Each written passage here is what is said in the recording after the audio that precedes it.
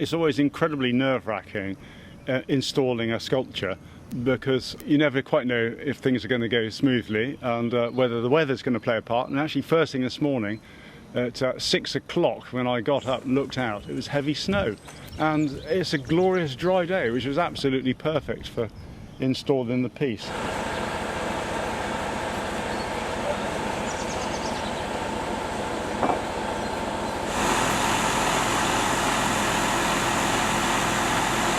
When we first arrived, we had to secure the base and double check that it was perfectly straight and perfectly flat.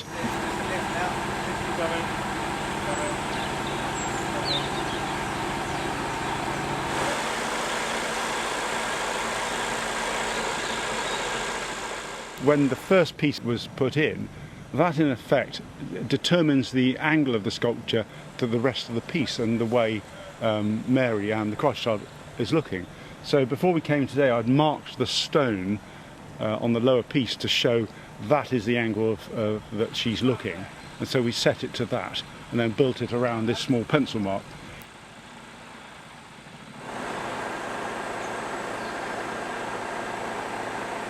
And then the two top pieces were lifted onto a bed of mortar and sat on a stainless peg, so it was all very secure. And then it'll just need turning slightly. So probably once there's a support on it, might be able to just push it over so it lines up.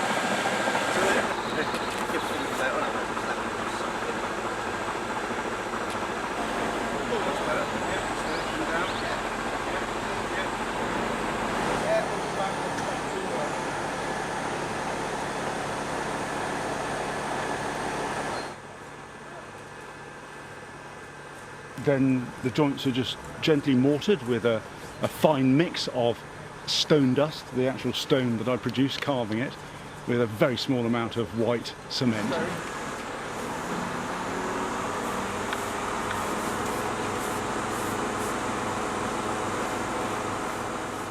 I started carving her in the end of December 2019, and then I worked on the sculpture solidly until about June, the end of May, June.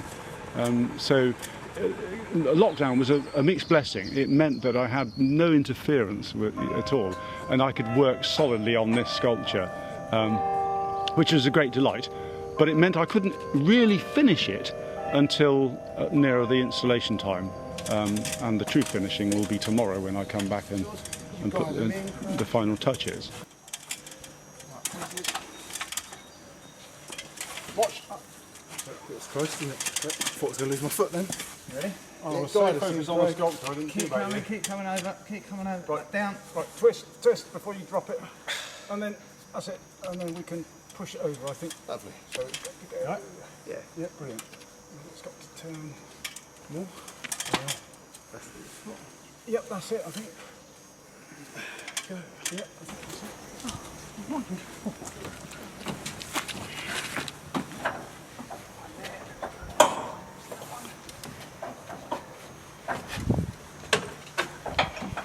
It's full of surprises. I like her son, reaching out, independent spirit, welcoming. And she's very calm and interiorly focused, I think. Quite a quick turnaround since I was informed about it. And it's nice to see it actually go in.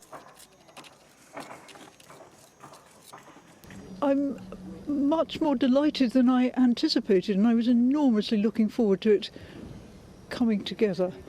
In very apparently simplified form, there's so much tenderness and energy and and something new.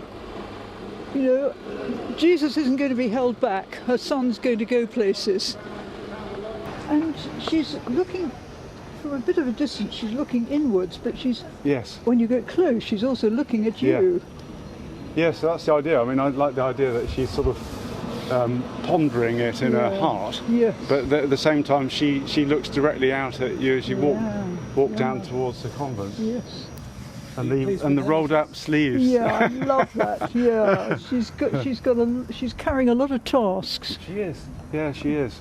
I do my carving outside of my studio, and she's been looking into my studio since last June, and she's become part of my life. And it'll be really quite strange not having her there.